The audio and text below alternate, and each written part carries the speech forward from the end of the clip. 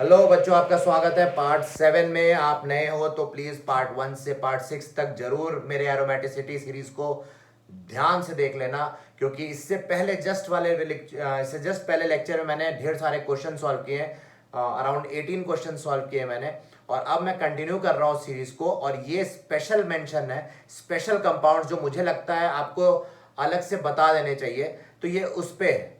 ठीक है, तो मैं आपके लिए लिस्ट आउट कर दिए हैं कुछ स्पेशल कंपाउंड जिनको आपको मेंशन करना जरूरी है एरोमेटिसिटी के बारे में। कुछ इनऑर्गेनिक कंपाउंड्स होंगे, कुछ ऑर्गेनिक होंगे, तो देखते हैं इनको एक एक करके, और आगे रिएक्शन मैकेनिज्म में भी यूज हो सकते हैं।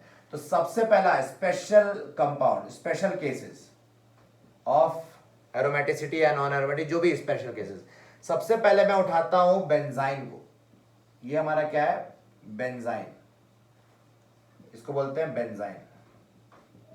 अब बेंजाइन बच्चों क्या बोला जाता है? आपको क्या दिख क्या रहा है? आपको क्या लग रहा है कि भाई यहां पे ट्रिपल बॉन्ड है, तो ये भी पाई इलेक्ट्रॉन गिन लेंगे। तो पहली बात याद रखना, ये जो पाई इलेक्ट्रॉन है ये प्लेन में नहीं है, ये आउट ऑफ प्लेन है, तो ये नॉन प्लेनर हो जाता है कंपाउंड। इसके मत लिख देना कि चलो आपने तो बोला था ट्रिपल बॉन्ड काउंट नहीं करेंगे, डबल ही कर लेते हैं, तो डबल वालों में तो हिसाब से तो 6 पाई लग रहा है। तो बच्चों ये गलती मत करना, यहाँ पे बेंजाइन है। ये बेंजाइन एक इंटरमीडिएट है, आगे देखेंगे। और इस पे कई सवाल आते हैं नीट में, जेई में, है ना। और अभी हम करेंगे भी जेई नीट के सवाल ढेर सारे करेंगे, डोंट वरी। ऑलरेडी अभी हम स्पेशल केसेस कर रहे हैं। तो यहाँ पे ये 6 पाई होने के बावजूद नॉन प्लेनर है, और ये नॉन एरोमेटिक हो जाएगा सीधा। तो बेंजाइन याद रखना है आपको, एक नॉन एरोमेटिक सिस्टम कह सकते हैं। कुछ बुक्स में एरोमेटिक लिखा हुआ है, लेकिन भाई मैं जो समझ रहा हूं, क्योंकि ये आउट ऑफ प्लेन होते हैं ना, ये पार्शियल पाई होता है, ये स्ट्रॉन्ग पाई बॉन्ड नहीं होता है। एक तो पहली बात तो ठीक है, ओवरलैप स्ट्रॉन्ग नहीं होता है बेंजाइन में। ये मैं आपको डिटेल में मैकेनिज्म ऑफ रिएक्शन इंटरमीडिएट्स जब मैं पढ़ाऊंगा, तो उसमें मैं आपको ऑब्वियसली बेंजाइन पे पूरी पीएचडी करवा दूंगा। लेकिन अभी हम लोग थोड़ा सा यहीं तक इसको रोकते हैं, है ना। ज्यादा इमोशन में नहीं बहना है ना। फील कंट्रोल योरसेल्फ भाई। इमोशनल मूवमेंट्स तो बहुत आते हैं ना, बड़ा मजा आती है। चलो नेक्स्ट स्पेशल मेंशन देखते हैं। एक ऐसा क्वेश्चन बच्चों आता है, बोलेंगे इसका क्या करें? अच्छा देखो, ऐसे सवाल आप टॉटोमेरिज्म करके एक टॉपिक हो उसमें मिलेगा आपको। टॉटोमेरिज्म नहीं आता तो परेशान मत होना, पर ये सब टॉटोमेरिज्म करके उनके केसेस में आ जाते हैं। ठीक है, तो देखो होता क्या है कि अभी दिख क्या रहा है, ये पाई इलेक्ट्रॉन, तो ये 4 पाई दिख रहा है, तो एंटी एरोमेटिक दिख रहा है। तो क्या ये कंपाउंड अपने आप को एंटी एरोमेटिक में रखना चाहेगा? नहीं रखना चाहेगा, क्योंकि ये हाईली अनस्टेबल है। This is highly unstable. तो ये कंपाउंड क्या करेगा? बोलेगा, देखो केमिस्ट्री में एक रूल है कि अगर रीअरेंजमेंट की पॉसिबिलिटी है, आसानी से कम एनर्जी लेके रीअरेंज हो सकता है, तो जरूर होगा। तो होता क्या है, ये जो एंटी एरोमेटिक कंपाउंड है, ये इक्विलिब्रियम में चला जाता है, डायनेमिक इक्विलिब्रियम में, अपने दूसरे स्ट्रक्चर की तरफ ये टॉटोमराइज कर जाता है। ऐसे सोचो, टॉटोमरिज्म में क्या होता है, यहाँ का एच आप इमेजिन करो कि ये पाई बॉन्ड इधर आ जाता है, और यहाँ का एच इधर आ जाता है। ऐसे सोचो अभी के लिए, मैं आपको बाद में सिखाऊंगा। तो यहाँ पे डबल बॉन्ड ओ आ गया, और यहाँ एच लग गया होगा। ठीक है, तो ये कीटो फॉर्म है, ये इनॉल फॉर्म था। इस केस में keto form is more stable. तो ये क्या होता है, एंटी एरोमेटिसिटी अवॉइड करने के लिए मॉलिक्यूल अपना रीअरेंजमेंट करता है, और ये क्या बन जाता है? Non aromatic. बोलेगा भाई इससे अच्छा मैं नॉन एरोमेटिक जी लेता हूं, नहीं चाहिए अपने को कुछ खुशियां पाई इलेक्ट्रॉन्स की, अपने को पाई इलेक्ट्रॉन सेक्रीफाइस करना पड़े कर दूंगा, लेकिन मैं नॉन एरोमेटिक में मैं खुश हूं। ठीक है, तो ये नॉन एरोमेटिक। आप बोले नॉन एरोमेटिक क्यों? भाई ये कार्बन तो sp3 है ना, एक भी कार्बन sp3 हो गया तो वो सिस्टम नॉन एरोमेटिक हो जाता है। sp2 या sp सारे कार्बन रिंग के होने चाहिए, तभी हम उसको, तब हम फर्दर देखते हैं कि वो एरोमेटिक है या एंटी एरोमेटिक। जैसे यहाँ पे सारे कार्बन sp2 थे, तो हमने देखा था कि भाई एंटी एरोमेटिक है। तो याद रखना, जब भी अगर आपसे पूछते हैं क्या ये, या आपने मान लो कोई क्वेश्चन दे दिया है ना कन्वर्जन, और आपका ये बना, तो आप ये फाइनल 4 ऑप्शन में ये भी होगा, ये मत मार्क करना, आप ये मार्क कर देना, क्योंकि ये बनते ही रीअरेंज कर देगा नॉन एरोमेटिक में। ठीक है, चलो ये एक और स्पेशल केस आ गया। नेक्स्ट स्पेशल केस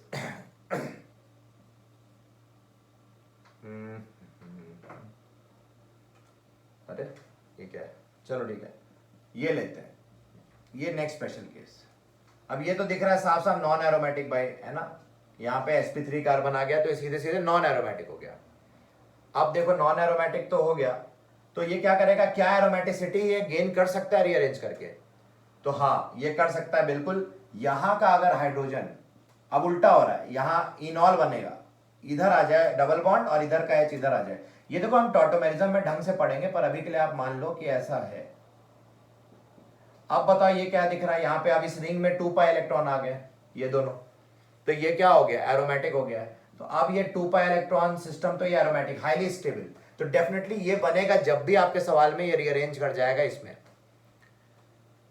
ठीक है। जेई ने भी इस पे अभी 2020 पे शायद सवाल बनाया था, और एक जगह क्या हो रहा था कि वो अलग टाइप का बन रहा था, है ना, उनका ऐसा था कुछ,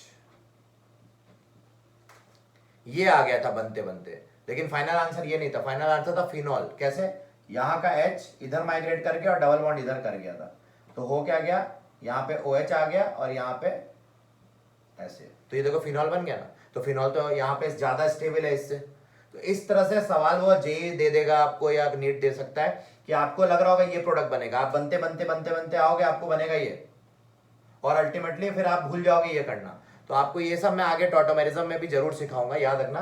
तो ये अपने आप को रीअरेंज करता है, कोई भी मॉलिक्यूल स्टेबल होने के लिए अपने आप को रीअरेंज करता है। आज हम स्पेशल केसेस देख रहे हैं। चलो नेक्स्ट स्पेशल केस बहुत इंपॉर्टेंट, लेट्स से हमने ये ले लिया, अच्छा ये है, ओके। तो ये हमारा क्या हो गया, ये हमारा इनऑर्गेनिक बेंजीन, इसको हम बोलते हैं इनऑर्गेनिक बेंजीन, ठीक है, या इसको बोराजोल भी बोलते हैं या बोराजीन भी बोलते हैं, कई नाम है, कई मतलब नाम से आप बुला सकते हो, बोराजोल, बोराजीन, इनऑर्गेनिक बेंजीन। इसको शॉर्ट में B3N3H6 लिख सकते हो आप, है ना, शॉर्ट में आप लिख सकते हो इसको। सो क्योंकि बेंजीन जैसा दिख रहा है और इसको इनऑर्गेनिक सिस्टम में एरोमेटिक है, ये सिस्टम क्या है, एरोमेटिक हो गया है, तो ये हम बोल दे रहे हैं क्या है, ये हमारा यहाँ पे हमारे पास एरोमेटिक सिस्टम होने के कारण हम क्या बोल रहे हैं, क्योंकि देखो सारे यहाँ पे एटम्स, यहाँ पे देखो लोन पेयर भी है यहाँ पे नाइट्रोजन के पास, ठीक है, तो ये बात याद रखना। और बोरॉन क्या है, sp2 हाइब्रिडाइज्ड है हमारे पास, तो यहाँ पे भी बैक बॉन्डिंग का केस हो सकता है। जैसे हमारे पास यहाँ p ऑर्बिटल्स है ना, यहाँ पे हमारे पास p ऑर्बिटल है बोरॉन के पास, क्योंकि sp2 हाइब्रिडाइज्ड है तो एक एक p ऑर्बिटल होंगे, तो यहाँ के लोन पेयर इधर अपने आप को डिलोकलाइज कर सकते हैं, तो जिसके कारण ये स्टेबल हो जा रहा है। सो ऐसा सोच सकते हो आप। तो ये हम लोग को बुक्स में एरोमेटिक लिखा रहता है और हम इसको देख सकते हैं ऐसा क्यों बोल सकते हैं इसको, ठीक है। तो चलो अब हम चलते हैं नेक्स्ट केस पे, जो कि है हमारा यहाँ पे फेरोसीन। चलो अब हम लेते हैं फेरोसीन, ठीक है। तो FeC5H5 whole twice is called ferrocene. C5H5 मतलब 2 5 मेंबर रिंग्स बनेंगी और बीच में सैंडविच कंपाउंड है। देखो एक सैंडविच कंपाउंड होता है,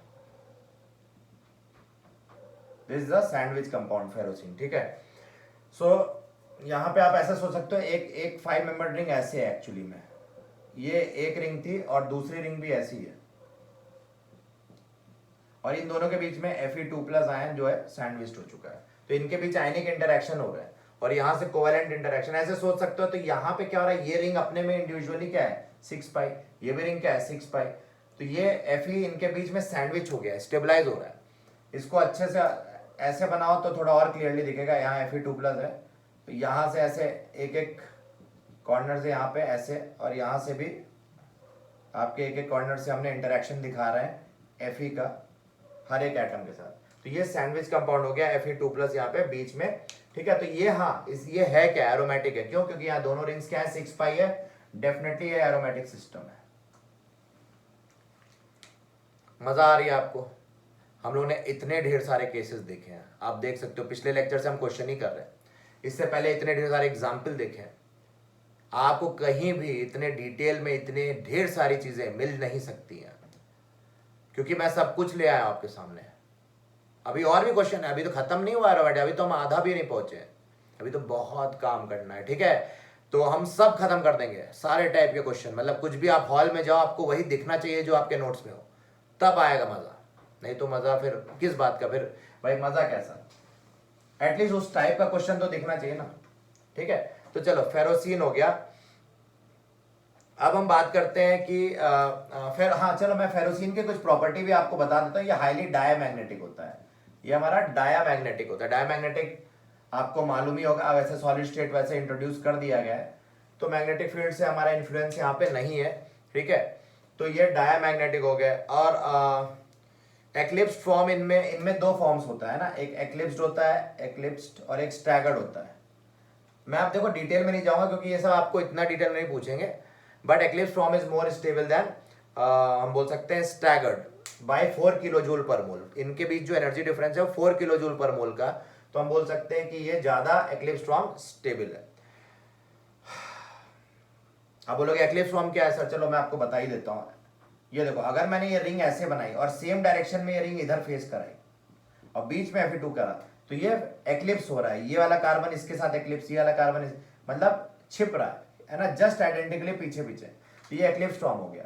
और इसका 4 किलो जूल पर मोल से जो अब मैं स्टैगर्ड में क्या हो रहा है, मैं एक रिंग ऐसे बना रहा हूं और एक रिंग ऐसे बना दे रहा हूं, तो यहां पे क्या हो रहा है हमारे पास, ये लेस स्टेबल है और ये इस बार मोर स्टेबल है। आपको ये याद रखना है कि eclipse form has been found to be more stable than the staggered. हम लोग वहां पे पढ़ेंगे आइसोमेरिज्म में staggered form is more stable, है ना, वो हम आगे देखेंगे। और कई कई एक्सेप्शन आते हैं, गॉस इफेक्ट वगैरह, वो बाद में देखेंगे। तो अभी आप याद रखना, हम उससे कंफ्यूज नहीं करना है, ठीक है आपको ये बात। अच्छा, ये किस स्टेट में एग्जिस्ट करता है? ये सॉलिड स्टेट में भी एग्जिस्ट कर सकता है as well as gaseous state में।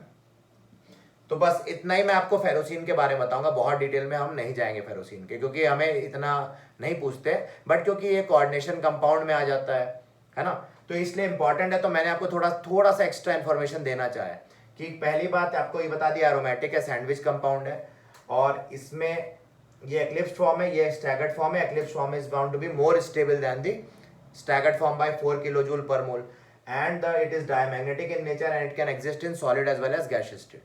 तो बस इतनी बात याद रखना।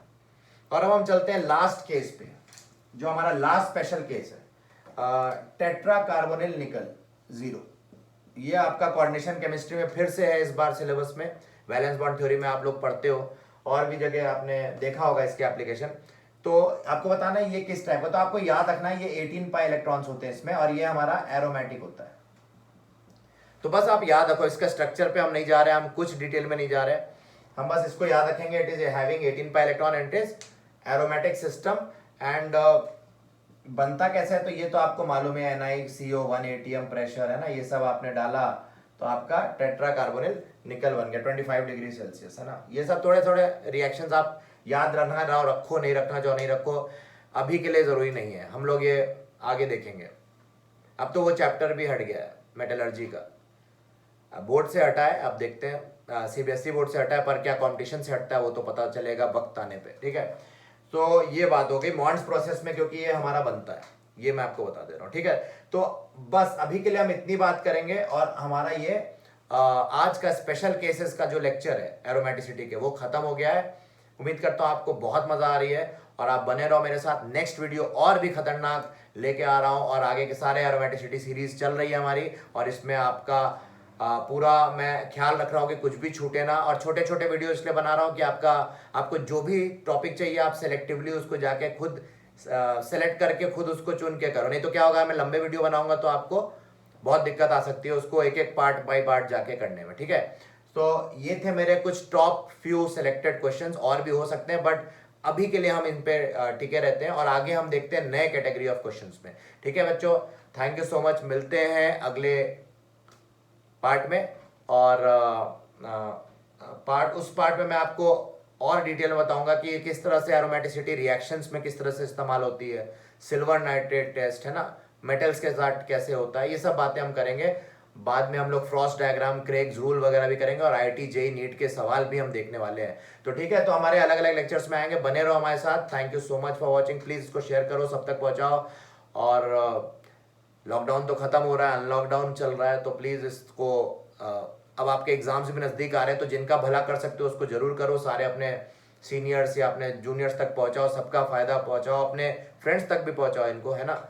कंपटीशन हेल्दी होना चाहिए, है ना, तो उनको भी पहुंचाओ, उनको भी सिखाओ, फिर कंपीट करो, ठीक है।